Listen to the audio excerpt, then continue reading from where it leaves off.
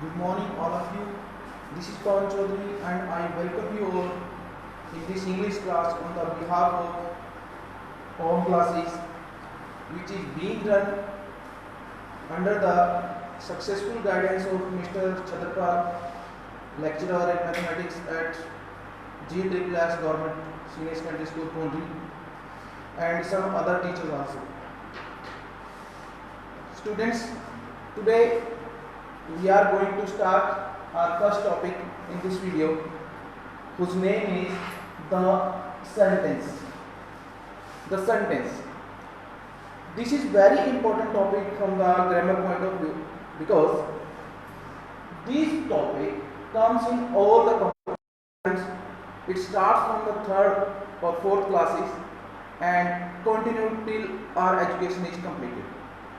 So, first of all, I will write some major points on which we are going to discuss today, and thereafter we shall discuss all those points one by one in detail and in short also.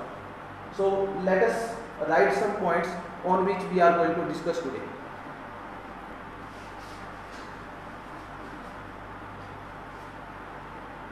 Our first point will be the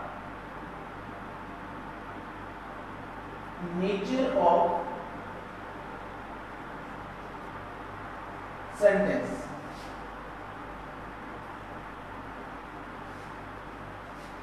And tense. And in second point, we will discuss the importance of sentence. Importance of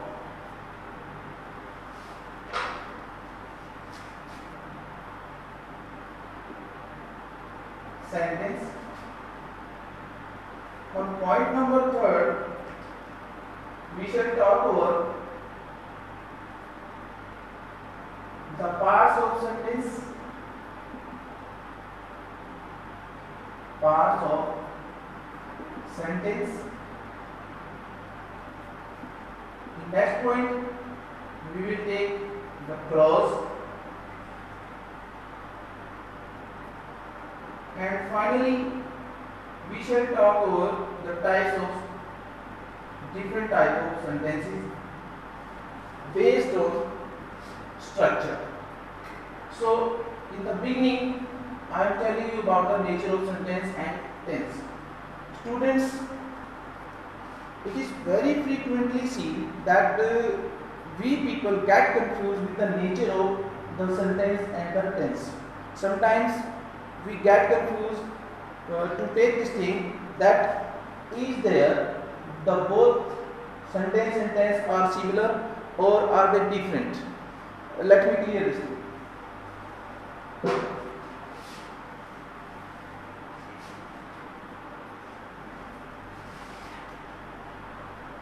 Let us first clear the sentence. What is a sentence? In simple words, we can say a group of words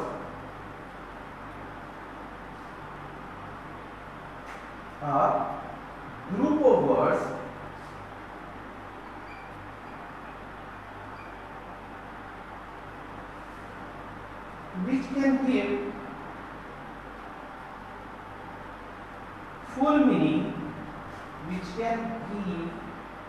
full meaning, or sense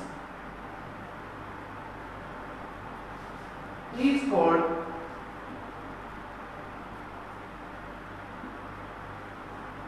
sentence. So this is very clear that if we have a group of words in anywhere, if we have a group of words and that group of words is giving us the full meaning, clearing the sense, that is sentence. That is called sentence. Whereas, where we confuse whether the sentence and the tense are the similar or the different things. Now I am going to differentiate these things.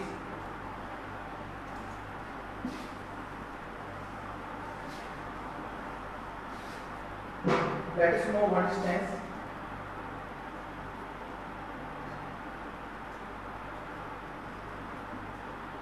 Tense is just a word.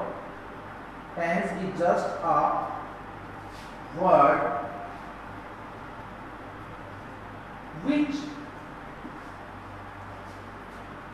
is used in a sentence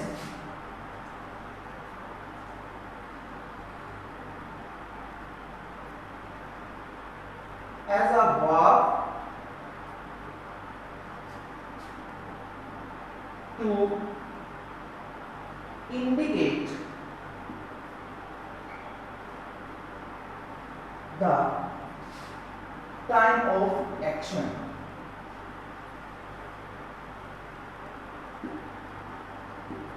What it means? It means tense is nothing but just a word.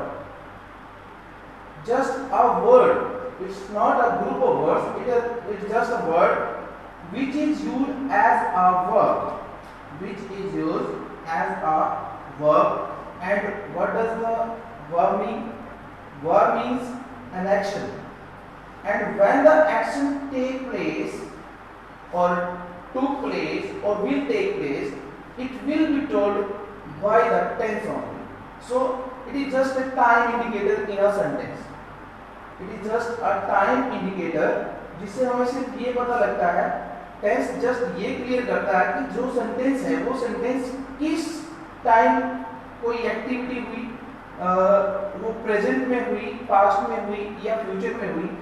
इस चीज को अगर describe करने का काम कोई करेगा तो वो सिर्फ टेंस करेगा.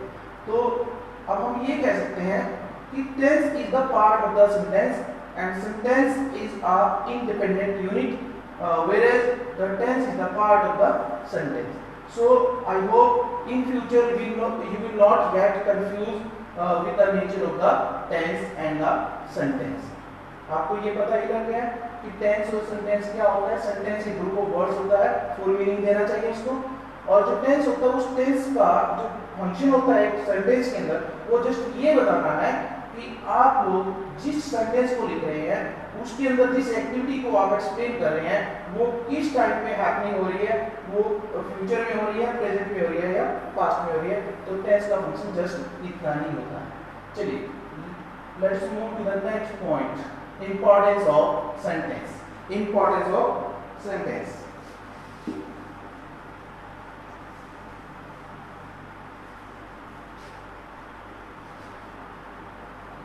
We have discussed nature of sentence and tense, and now we are moving to importance of sentence. I am rubbing this point because we have already done it, and I am also rubbing this point also.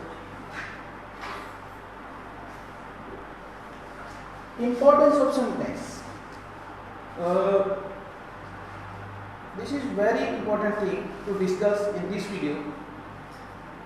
Suppose you are studying in some class and you have to give some written examination or you have to give an oral test in the class, then you people need to sentence. You people can express yourself through the sentence by using the writing skill or by using the speaking skill. अगर आप लोगों को examination देना है, चाहे वो examination आपका written examination है या वो आपका ओरल एग्जामिनेशन है, तो आप लोगों को जब राइटिंग स्किल यूज़ करनी होगी आपकी या आपको अपनी स्पीकिंग स्किल यूज़ करनी होगी, उस टाइम हम अपने वर्ड्स को ऑर्गेनाइज करते हैं. ऑर्गेनाइज करके हम उनको एक सीक्वेंस देते हैं, एक अरेंजमेंट देते हैं और उनको ऑर्गेनाइज वे में या तो रिटन फॉर्म में या फिर स्पीकिंग फॉर्म में दूसरों के सामने रखते हैं. तो ये दो हमारी जो रिक्वायरमेंट है, हमारी राइटिंग स्किल और हमारी स्पीकिंग स्किल, ये दो रिक्वायरमेंट हमारी तभी पूरी होंगी जब हमें सेंटेंसेस को फ्रेम करना आएगा, सेंटेंसेस को कंस्ट्रक्ट करना आएगा. If you have a good knowledge of framing the sentences of your own, you can write anything in the examination. You can speak in front of a large group of people. and you can impress the people by your skill. So that is why I am telling you the importance of the sentence.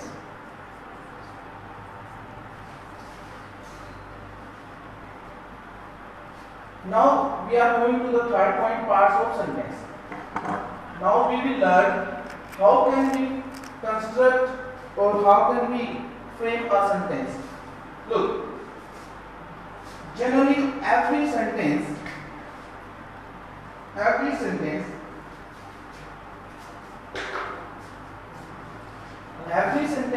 has two parts.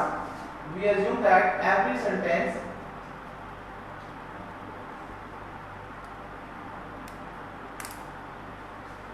two parts, namely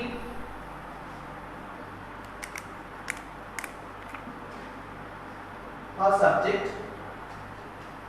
and a predicate.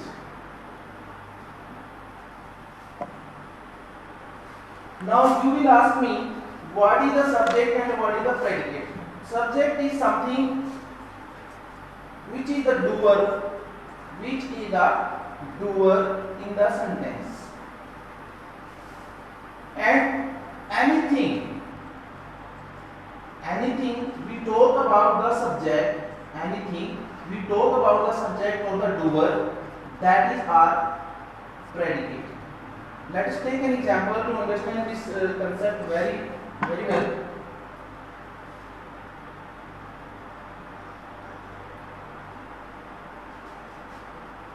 The teacher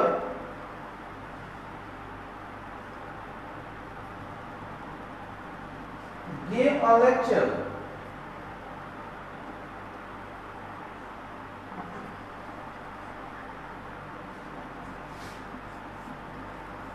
in the class. Now observe each part of the sentence. Here we have some group of words, and this group of words is giving the full meaning, because all the words contained in the sentence are properly arranged. सारे के सारे जो words इसमें use कर रखे हैं हमने properly इनको अरेंज किया हुआ है, इसीलिए ये फुल मीनिंग दे रहा है, और इसको हम कह सकते हैं कि सेंटेंस है। तो अब इसमें हमें ये ऑब्जर्व करना है कि हमने जो चीज बताई है कि सेंटेंस के दो पार्ट होते हैं, एक सब्जेक्ट होता है और एक प्रेडिकेट होता है, वो कहाँ लाई कर रहे हैं। तो यहाँ पर हम एक और वर्ड मैंने लिखा हुआ डूअर, यानी कि जो काम को करने वाला है। अब इसमें काम को करने वाला कौन है और काम क्या है? काम है गिविंग। यहाँ गिविंग हो रहा है, कुछ दिया जा रहा है, तो हम जहां काम होता है, जहां एक्शन होता है, उसको हम वर्ब के थ्रू डिनोट करते हैं। और जो काम को करने वाला होता है, the one who is the doer of the action is called the subject. So the teacher is giving the lecture, so the teacher is the subject in this sentence. And what is being talked about the subject? Who is our subject? Our subject is the teacher. And what the teacher is doing, or what is being talked about the teacher? That teacher is giving the lecture. So in this part, this remaining part, we are talking about the, it will start from here and will end here. तो ये जो remaining part हमारे पास बच गया, इसमें हम teachers के बारे में, टीचर जो हमारा है उसके बारे में हम कुछ बोल रहे हैं। तो यहाँ ये सब्जेक्ट हो गया, जो इसके बारे में बोला जा रहा है वो है इसका प्रेडिकेट। तो रिमेनिंग पार्ट जो इसका बच गया वो हमारा प्रेडिकेट। तो I hope now you have clear the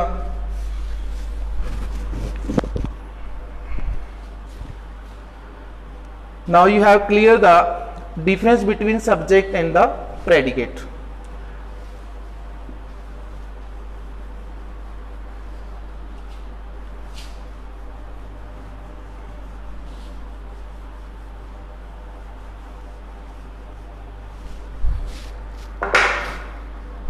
As I told you that we will discuss all the points one by one, and our next point is clause. Every sentence has some clauses. A sentence may consist of a dependent clause or independent clause. It is very clear to you that there are two type of clauses. Basically there are two type of clauses. First one is independent clause. Independent clause.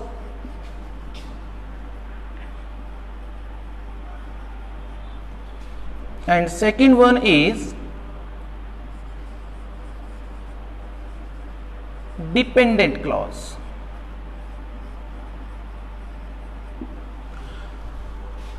On the basis of the clauses, if we have two clauses in a sentence,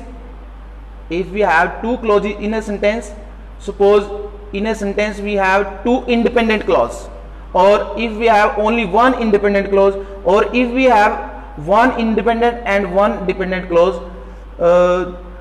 it will be decided by the thing that these are simple sentence, these are compound sentence, these are complex sentence. तो जो classes मैंने यहाँ लिखे हैं, हर sentence के अंदर कोई ना कोई क्लॉज जरूर होता है, कोई ना कोई क्लॉज जरूर एग्जिस्ट करता है. हो सकता है वो सिर्फ इंडिपेंडेंट क्लॉज हो सकता है वो इंडिपेंडेंट के साथ एक और इंडिपेंडेंट हो सकता है वो एक इंडिपेंडेंट के साथ एक डिपेंडेंट हो सकता है एक इंडिपेंडेंट के साथ दो डिपेंडेंट क्लॉज हो. तो जब भी हम किसी सेंटेंस को कंस्ट्रक्ट करते हैं या उसका स्ट्रक्चर बनाने की कोशिश करते हैं, तो हमें सबसे पहले क्लॉज की नॉलेज होनी चाहिए. तो एक्चुअली क्लॉज होता क्या है? जैसे अभी हमने टेंस को डिफाइन किया था और सेंटेंस को भी डिफाइन किया था, तो उसी तरीके से आप लोगों को क्लॉज के बारे में भी पता होना चाहिए कि क्लॉज होता क्या है. Let us know the definition of clause.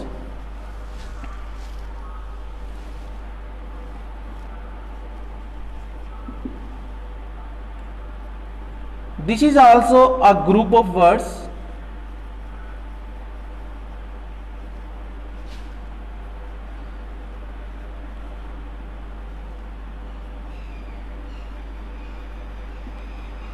which contains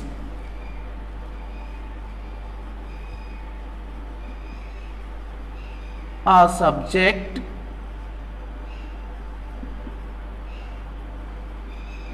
and a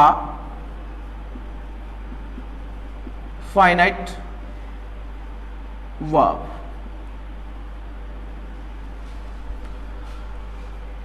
देखिए, जो कंपोनेंट सेंटेंस में थे वही कुछ कंपोनेंट्स इसके मिलते जुलते हैं सेंटेंस के साथ. जैसे हमारे पास ग्रुप ऑफ वर्ड्स था, वो सेंटेंस की डेफिनेशन में भी हमने यूज किया और इसकी डेफिनेशन में भी हम यूज कर रहे हैं. और जो सब्जेक्ट सेंटेंस में था वो क्लॉज में भी है. लेकिन हमने सेंटेंस में एक वर्ड यूज किया था प्रेडिकेट, उसकी जगह पर हम यूज कर रहे हैं फाइनाइट वर्ब. तो इट मीन्स क्या है कि जो ग्रुप ऑफ वर्ड्स है, यानी कि जो ग्रुप ऑफ वर्ड्स है वो सेंटेंस में भी होता है और क्लॉज में भी होता है. तो फिर हम क्लॉज को सेंटेंस क्यों नहीं कहते? चलिए इसको हम क्लियर कर लेते हैं. Because clause is a part of the sentence only. It can be a part of complex sentence, it can be a part of simple sentence, it can be a part of complex sentence. It does not give its full meaning alone. अपने आप में अकेले ये अपना meaning नहीं दे सकता, ये complete sentence नहीं हो सकता. तो ये डिफरेंस है सेंटेंस में और जो क्लॉज है हमारी वो. लेकिन ये पार्ट होता है, इसी के बेस पे हम किसी सेंटेंस को सिंपल बोलते हैं, इसी के बेस पे हम किसी सेंटेंस को कंपाउंड बोलते हैं और इसी के बेस पे हम किसी सेंटेंस को कॉम्प्लेक्स बोलते हैं. अब सिंपल, कॉम्प्लेक्स और कंपाउंड जब हम बोलेंगे तो उस टाइम हमें यह पता होना चाहिए कि इंडिपेंडेंट क्लॉज क्या है और डिपेंडेंट क्लॉज क्या है. तो इस चीज़ को हम अंडरस्टैंड करने के लिए कुछ एग्जांपल्स ले रहे हैं, जिसके थ्रू आपको बहुत इजीली पता लग जाएगा कि ये सेंटेंस सिंपल है या कंपाउंड है। तो पहले हम ये जान लेते हैं कि इंडिपेंडेंट क्लॉज और डिपेंडेंट क्लॉज क्या होती है, और क्या हम एक ही सेंटेंस में various type of clauses use कर सकते हैं। ये हम चीज बाद में पता लगाएंगे, लेकिन सबसे पहले हम ये जान लें कि इंडिपेंडेंट क्लॉज क्या है और डिपेंडेंट क्लॉज क्या है, और इनका सेंटेंस फ्रेमिंग में, सेंटेंस के कंस्ट्रक्शन में क्या रोल है।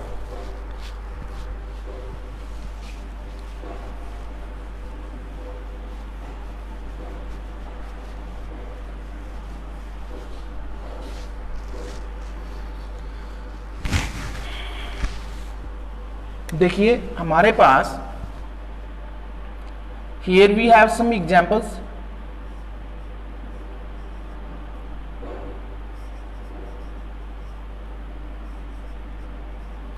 He ran to the street. He ran to the street. He ran to the, sorry, I have missed the article. He ran to the street.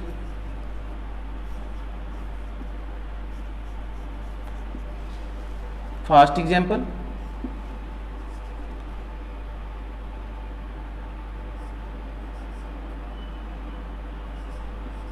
Mohan loves her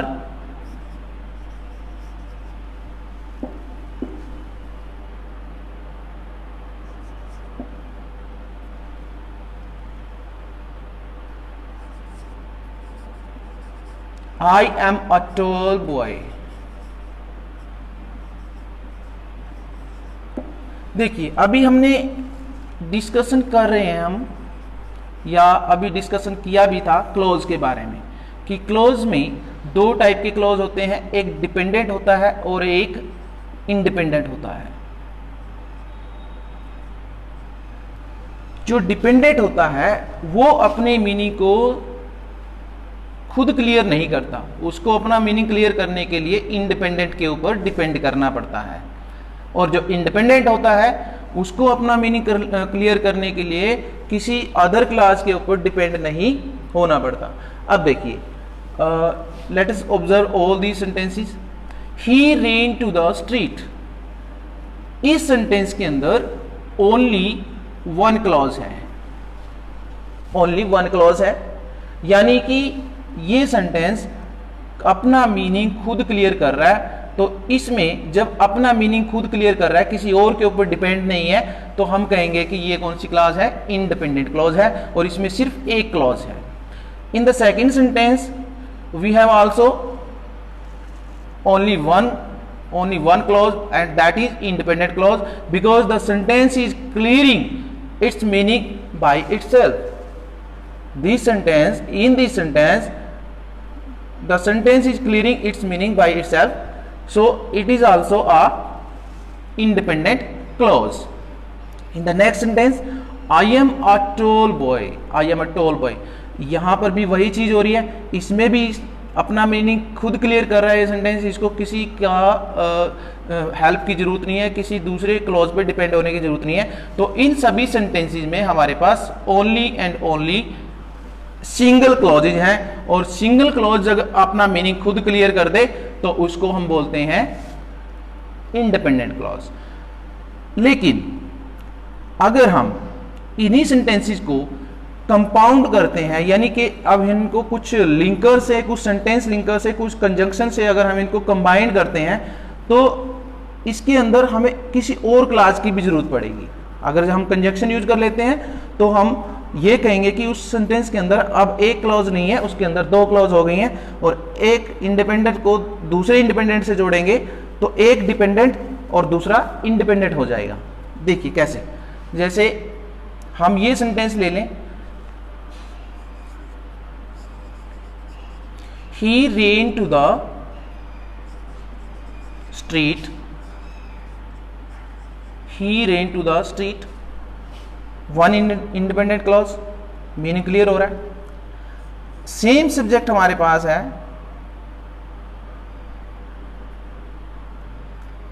and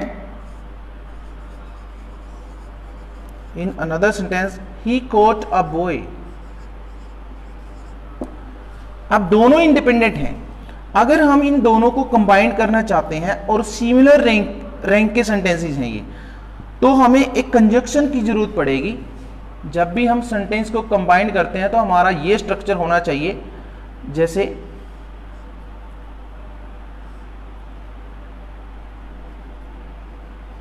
subject verb,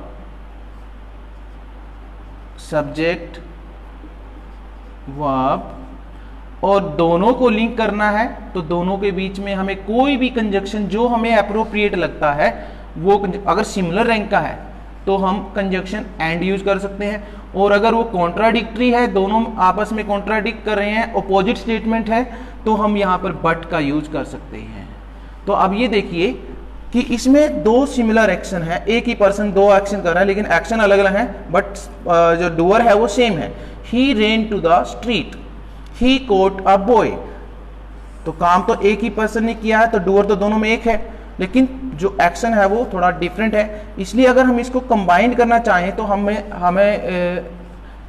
and ये conjunction use करना पड़ेगा, और हमारे पास एक नया sentence होगा, ही ran to the street.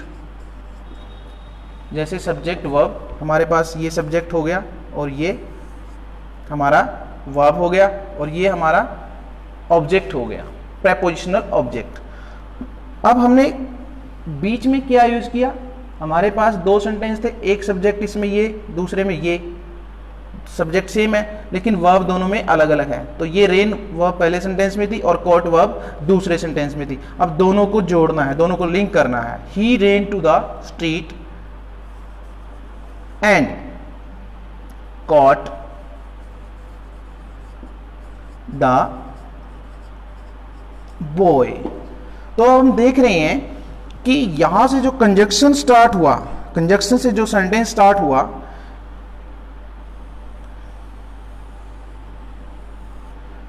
ये अपना मीनिंग खुद क्लियर कर सकता है। तो यहां पर जो क्लॉज है, यानी अब इस सेंटेंस में सिंगल क्लॉज नहीं रही। पहले ये दोनों सेंटेंसेस में सिंगल क्लॉज थी, इंडिपेंडेंट इंडिपेंडेंट। अब दोनों इंडिपेंडेंट को जब जोड़ दिया गया, दोनों को कंबाइन कर दिया गया, तो ये जो सेंटेंस है ये इंडिपेंडेंट क्लॉज है। यहां पर यहां तक ये इंडिपेंडेंट है, लेकिन इसके बाद जो भी सेंटेंस होगा उसके अंदर डिपेंडेंट क्लॉज हो जाएगी। कंजक्शन के बाद जो क्लॉज होगी वो आपकी डिपेंडेंट क्लॉज हो जाएगी। तो इस तरीके से आप लोग देख रहे हैं कि इसमें दो क्लॉज हो गई हैं, एक क्लॉज डिपेंडेंट हो गई है और दूसरी क्लॉज इंडिपेंडेंट हो गई है। तो इंडिपेंडेंट क्लॉज अपना मीनिंग खुद क्लियर कर सकती है, लेकिन जब डिपेंडेंट क्लॉज आ जाती है तो डिपेंडेंट क्लॉज इंडिपेंडेंट के ऊपर डिपेंड होती है, उसके ऊपर आधारित होती है, उसकी हेल्प लेनी पड़ती है उसको मीनिंग क्लियर करने के लिए। तो आई थिंक कि आप लोगों को डिपेंडेंट और इंडिपेंडेंट क्लॉज का जो मीनिंग है वो क्लियर हो गया होगा। और इनका यूज हम क्यों करते हैं, सेंटेंसेस को कंबाइन करने के लिए। अगर दो इंडिपेंडेंट क्लॉज है और अगर हम कोई कोऑर्डिनेटिंग कंजक्शन यूज कर लें तो वो दोनों, एक इंडिपेंडेंट हो जाएगी और एक डिपेंडेंट हो जाएगी। ठीक है, तो दोनों इंडिपेंडेंट को, अगर एक को इंडिपेंडेंट रखना है और एक को डिपेंडेंट बनाना है तो हमें क्या यूज करना पड़ेगा, कंजक्शन। तो हमारे पास दो टाइप की क्लॉज थी, एक डिपेंडेंट और एक इंडिपेंडेंट। तो मेरे ख्याल से आपको चीज़ क्लियर हो चुकी है। फिर भी अगर कोई दिक्कत है तो आप कमेंट बॉक्स में अपना कमेंट लिख सकते हैं, और नेक्स्ट वीडियो में हम इसको एक बहुत बेस्ट सॉल्यूशन आपको बताने की कोशिश करेंगे।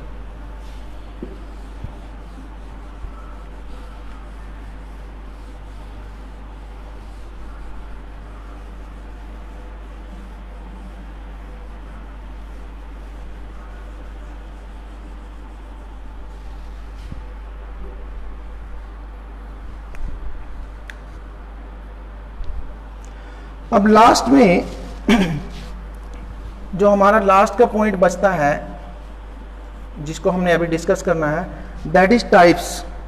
अब किसके टाइप्स की बात होगी, जैसा कि हम अभी आपको बता रहे थे कि सेंटेंस चल रहा है हमारा टॉपिक, तो इसमें टाइप्स ऑफ सेंटेंस की ही बात होगी कि हमारे पास generally we have three type of sentences on the basis of structure: simple sentence, compound sentence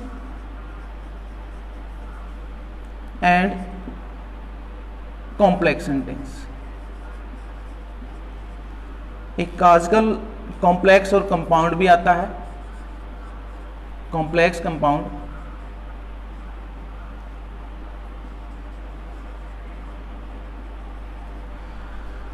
तो स्ट्रक्चर जब हम देखते हैं सेंटेंस का कि सिंपल सेंटेंस कैसे बनाया जाता है और how will we form the simple sentence, again we have to go back to the clauses. As I told you, a simple sentence contains only one clause. Simple sentence contains only one clause.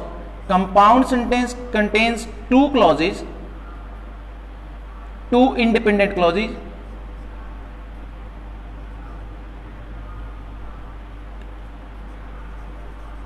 One independent plus one independent. और complex में क्या होता है, complex में one independent और one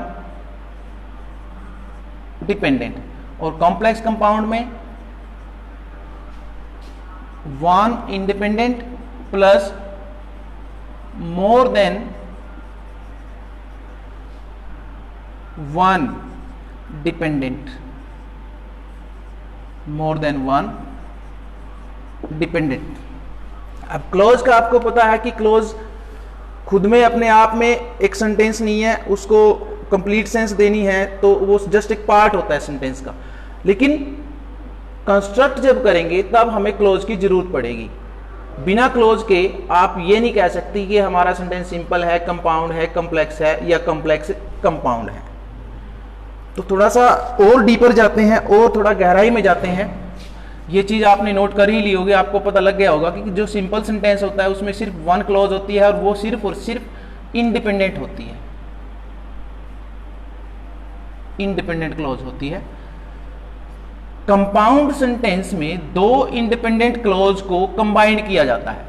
starting में अगर वो अलग अलग सेंटेंस है तो दोनों इंडिपेंडेंट होंगे, लेकिन जब हम लोग किसी कंजक्शन का यूज कर लेंगे तो वो दोनों इंडिपेंडेंट में से एक इंडिपेंडेंट डिपेंडेंट हो जाएगी। कॉम्प्लेक्स में पहले से ही एक इंडिपेंडेंट होती है और एक डिपेंडेंट होती है। कॉम्प्लेक्स कंपाउंड में एक इंडिपेंडेंट के अलावा एक से ज्यादा डिपेंडेंट क्लॉज हो सकती है। लेकिन आप लोगों को ये चीज तब क्लियर होगी जब आप लोग कुछ एग्जाम्पल्स करेंगे। तो सबसे पहले हम सिंपल सेंटेंस के कुछ एग्जांपल करेंगे, फिर उसके बाद हम कंपाउंड को लेंगे, then we will take complex and after that in finally we will discuss the compound complex और कॉम्प्लेक्स कंपाउंड।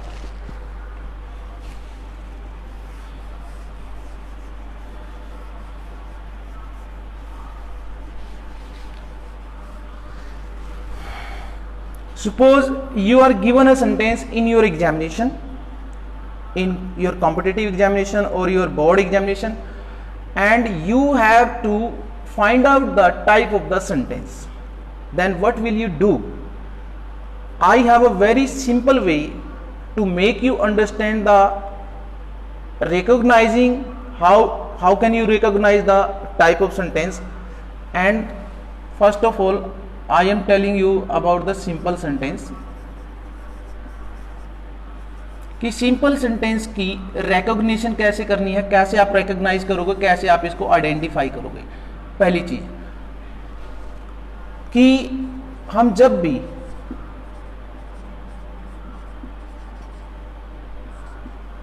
दो डिफरेंट क्लॉजेस को कंबाइन करेंगे, दो डिफरेंट क्लॉजेस हैं, डिफरेंट क्लॉजेस को कंबाइन करेंगे और कंबाइन करने के लिए हम क्या यूज करते हैं, कंजक्शन। ठीक है, सिंपल सी बात है। लेकिन अगर आपके पास सेंटेंस के अंदर कंजक्शन दिया ही नहीं है, you have not given any type of sentence any type of conjunction, type of coordinating और सबऑर्डिनेटिंग और एनी अदर लिंकिंग वर्ड, अगर आपको इनमें से कुछ भी नहीं दिया हुआ तो बहुत आसान हो जाता है आपके लिए सिंपल सेंटेंस को फाइंड आउट करना। तो आपका सिंपल सेंटेंस वो होगा जिसमें कोई कंजंक्शन नहीं होगा, जिसमें कोई कंजंक्शन नहीं होगा, वो हमारा सिंपल सेंटेंस होगा। हाँ, थोड़ी दिक्कत तब आएगी जब आपको कंपाउंड और कॉम्प्लेक्स या कॉम्प्लेक्स कंपाउंड को फाइंड आउट करना होगा कि इनमें से कौन सा कंपाउंड है, कौन सा कॉम्प्लेक्स है, या कौन सा कंपाउंड कॉम्प्लेक्स है। तब थोड़ी दिक्कत आएगी, क्योंकि तब हमारे जो कंजंक्शन है वो बदल जाएंगे। जनरली सिंपल में कोई कंजंक्शन नहीं होता, तो ये सिंपल सेंटेंस है। जैसे हम एक एग्जांपल ले लेते हैं,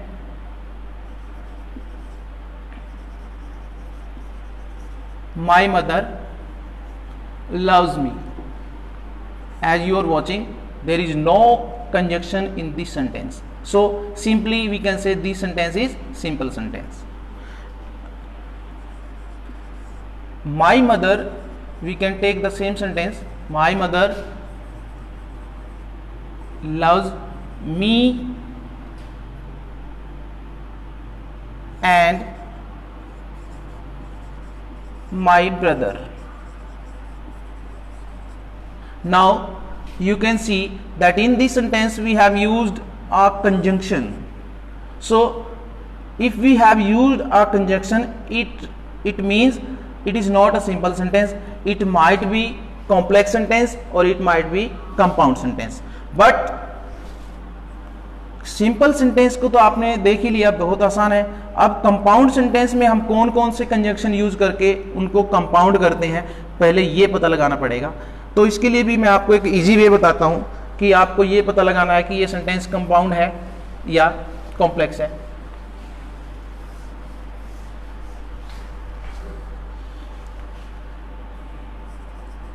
हमारा नेक्स्ट जो सेंटेंस है वो कंपाउंड सेंटेंस है। और कंपाउंड सेंटेंस को हम जब फ्रेम करते हैं तो हमें ये देखना है, जैसे अभी हमने कंजंक्शन किया था ना, दो ही चीजें होंगी, या तो कंजंक्शन होगा या कंजंक्शन नहीं होगा। कंजंक्शन नहीं होगा तो ये होगा, और कंजंक्शन होगा तो ये होगा, और कंजंक्शन होगा तो ये भी होगा, और कंजंक्शन होगा तो ये भी हो सकता है। बट अब वो डिपेंड करता है कि हम कंजंक्शन कौन से यूज कर रहे हैं। अब हम कंजंक्शन कंबाइन करने के लिए we use two type of conjunction. First one is coordinating conjunction,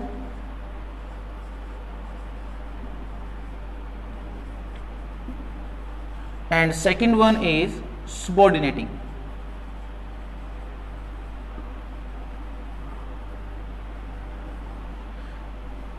और जो कोऑर्डिनेटिंग कंजंक्शन होते हैं वो फेन बॉयज के नाम से जाने जाते हैं। जहां पर भी इनमें से कोई भी एक कंजंक्शन एग्जिस्ट करता है तो सिंपली आपको पता लग जाना चाहिए कि वो कंपाउंड सेंटेंस है। अब ये एफ क्या होता है? एफ होता है फॉर, ए होता है and, N stand for nor, B stand for but, O stand for or, Y stand for yet, and S stand for so. In the same way, we can use subordinating conjunction also to combine or to link two independent clauses, or one independent and one dependent clause. And subordinating conjunction are as follows: so that, only that, because, therefore, moreover,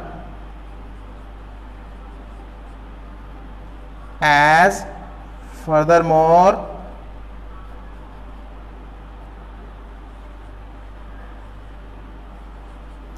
if, when, since, etc. इससे भी ज्यादा हो सकते हैं। तो जहां पर हम किन्हीं दो इंडिपेंडेंट क्लॉजेज को या एक इंडिपेंडेंट और एक डिपेंडेंट क्लॉज को जब हम कंबाइन करेंगे, दो इंडिपेंडेंट को जोड़ना है, तो ये कंजंक्शन यूज करके हम कंपाउंड सेंटेंस फ्रेम कर सकते हैं। इन कंजंक्शन का यूज करके हम कॉम्प्लेक्स सेंटेंस यूज कर सकते हैं, और इसमें और भी कंजंक्शन हो सकते हैं, और भी कुछ नाउन मार्कर वर्ड्स हो सकते हैं या कुछ एडवर्ब्स भी हो सकते हैं।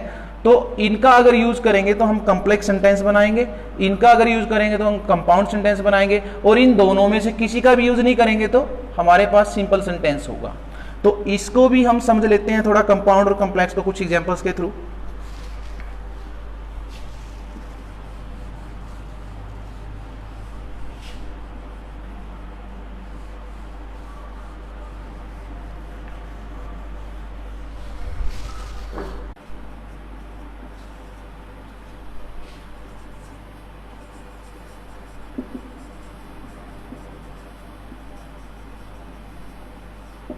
देखिए अब हमारे पास दो इंडिपेंडेंट क्लॉजेज हैं और दोनों सिंपल सेंटेंस हैं। अगर हमें ये सेंटेंस कंबाइन करना है तो एक कंजक्शन यूज करना पड़ेगा, जैसा कि अभी मैंने आपको बताया था। एक हमारे पास कोऑर्डिनेटिंग कंजक्शन था, कोऑर्डिनेटिंग, और दूसरा हमारे पास सुबॉर्डिनेटिंग।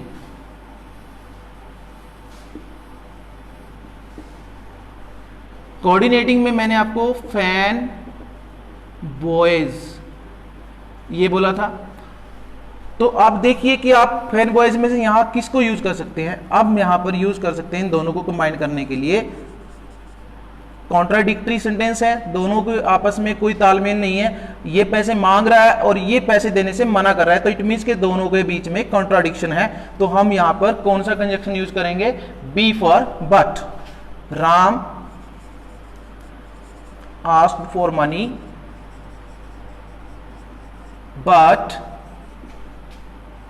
I denied the money। तो अब हमारे पास ये सेंटेंस हो गया है कंपाउंड। तो इसी तरीके से जब भी आपके पास बट और यट या आपका सो, नॉर, एंड या फॉर हो तो हम वहां पर ये कहेंगे कि हमारे पास कंपाउंड सेंटेंस है।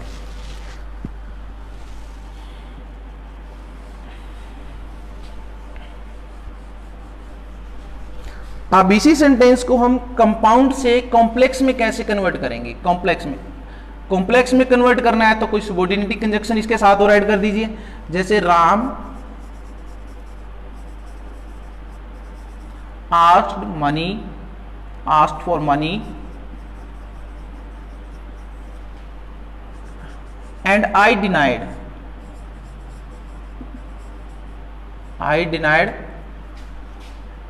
the money, I denied giving the money, sorry हम थोड़ा इंप्रूव कर लेते हैं सेंटेंस को। I denied giving the money। अब देखिए ये कंपाउंड भी है और कॉम्प्लेक्स भी हो जाएगा, इसमें सारी क्वालिटी आ जाएंगी। कंपाउंड तो इसलिए हो गया क्योंकि यहां पर हमने कोऑर्डिनेटिंग कंजक्शन यूज कर लिया, ठीक है। अभी तक ये कंपाउंड है, अभी तक तो ये कंपाउंड है। अगर हम इसको कंपाउंड कॉम्प्लेक्स बनाना चाहते हैं, अगर हम इसको कंपाउंड कॉम्प्लेक्स बनाना चाहते हैं तो हम एक और कंजक्शन इधर से उठा करके कोई इसमें ऐड कर दें तो ये कंपाउंड कॉम्प्लेक्स हो जाएगा। तो यहां पर एक और सेंटेंस हम जोड़ देंगे इसमें, बिकॉज, और एक कंजक्शन सुबऑर्डिनेटिंग कंजक्शन यूज कर लिया, बिकॉज। तो अब हमारे पास दो टाइप के कंजक्शन हो गए। कोऑर्डिनेटिंग, जो कोऑर्डिनेटिंग है वो रिप्रेजेंट करता है कंपाउंड को, और जो सबऑर्डिनेटिंग है वो रिप्रेजेंट करता है कॉम्प्लेक्स को। तो अब हमारे पास दोनों टाइप के कंजक्शन हो गए, एंड भी हो गया, बिकॉज भी हो गया। एंड रिप्रेजेंट कोऑर्डिनेटिंग को कर रहा है और बिकॉज सबऑर्डिनेटिंग को कर रहा है। तो अब हमारे पास दोनों टाइप के कंजक्शन हमने इस सेंटेंस को कंबाइन करने के लिए यूज कर लिए, तो इसलिए this sentence is compound complex. Because I had no money. तो अब देखिए बिकॉज लगाने से एक और क्लॉज जुड़ गई इसमें, एंड लगाने से पहले सिर्फ एक क्लॉज थी, राम आस्क्ड फॉर मनी, फिर एंड लगाने से एक क्लॉज और जुड़ गई, अब दो क्लॉज हो गई। और अब ये the money, because I had no money, इसको लगाने से एक और क्लॉज हो गई। तो अब ये तीन क्लॉज हो गई इसमें, और इसमें एक है मेन क्लॉज और दो है डिपेंडेंट क्लॉज। जो मेन क्लॉज है वो कौन सी है? Ram asked for money. और दूसरी डिपेंडेंट क्लॉज कौन सी है? And I denied giving the money. और तीसरी डिपेंडेंट क्लॉज, यानी ये डिपेंडेंट है, सॉरी इंडिपेंडेंट, ये इंडिपेंडेंट है, और and I denied giving the money, ये डिपेंडेंट है, और because I had no money, because I had no money, ये भी डिपेंडेंट है। तो ये दोनों क्लॉज अपने मीनिंग क्लियर करने के लिए इस इंडिपेंडेंट के ऊपर डिपेंड करेंगी। तो अब हम इस सेंटेंस को कहेंगे कंपाउंड कॉम्प्लेक्स, क्योंकि हमने इसमें कोऑर्डिनेटिंग कंजक्शन भी यूज कर लिया है और सबऑर्डिनेटिंग कंजक्शन भी यूज कर लिया है। लेकिन अगर आप इसको सिर्फ कॉम्प्लेक्स सेंटेंस बनाना चाहते हैं तो कैसे करेंगे? देखिए, जस्ट आपने ये कंजक्शन यूज नहीं करना, आपने एंड कंजक्शन है इसका यूज नहीं करना है। अब आपको इस मेन क्लास को इस डिपेंडेंट क्लास के साथ जोड़ने के लिए कुछ चेंज करना पड़ेगा सेंटेंस को। जैसे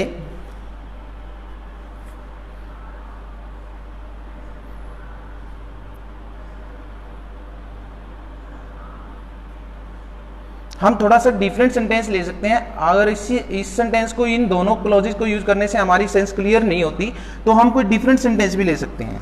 तो अब हम एक और डिफरेंट सेंटेंस ले रहे हैं जिसमें सिर्फ हम सबऑर्डिनेटिव कंजक्शन का यूज करेंगे, और जहां सबऑर्डिनेटिव कंजक्शन होगा वो सिर्फ कॉम्प्लेक्स सेंटेंस होगा। जैसे Rama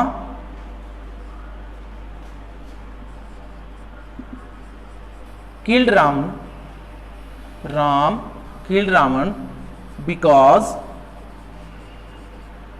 he had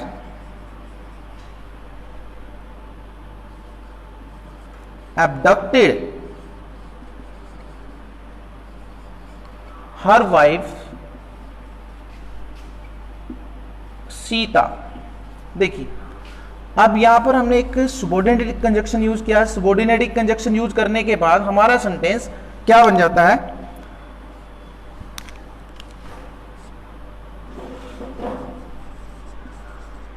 complex. Enough. तो आज के इस वीडियो में आप लोगों ने देखा कि सेंटेंस क्या होता है, सेंटेंस को टेंस के साथ कैसे हम कई बार कंफ्यूज हो जाते हैं कि सेंटेंस और टेंस में क्या डिफरेंस होता है। फिर हमें ये भी पता लगा कि सब्जेक्ट और जो फाइनाइट वर्ब होती है वो क्लोज का पार्ट होती हैं। सॉरी, एक क्लोज के अंदर सब्जेक्ट और फाइनाइट वर्ब होता है, और सेंटेंस के दो पार्ट होते हैं, एक प्रेडिकेट होता है और एक सब्जेक्ट होता है। और उसके बेस पे, क्लॉज के बेस पे हमने डिफरेंट टाइप के जो सेंटेंसेस है, जैसे कंपाउंड कॉम्प्लेक्स या कॉम्प्लेक्स कंपाउंड या सिंपल सेंटेंस, ये सारी चीज़ें आप लोगों को बताई। और उम्मीद करता हूँ कि आप लोगों को इस वीडियो से काफ़ी हेल्प मिलेगी। और आगे अगर आप लोग इस वीडियो को अगेन एंड अगेन देखोगे तो बहुत सारी चीज़ें आपको सीखने को मिलेंगी। और कुछ अगर नई चीज़ आपके दिमाग में आती है तो आप अपना सजेशन जो है आप अपने कमेंट बॉक्स में डाल सकते हैं, और हम कोशिश करेंगे अगर इस वीडियो में कुछ त्रुटियां हुई हैं हमसे या कुछ एरर्स हुए हैं तो हम इनको इम्प्रूव कर सकें। वीडियो को देखने के लिए आप सभी का धन्यवाद, और आपसे मेरी गुजारिश है कि इस चैनल को ज़्यादा से ज़्यादा शेयर करें, ज़्यादा से ज़्यादा सब्सक्राइब करें। आप सभी का बहुत बहुत धन्यवाद।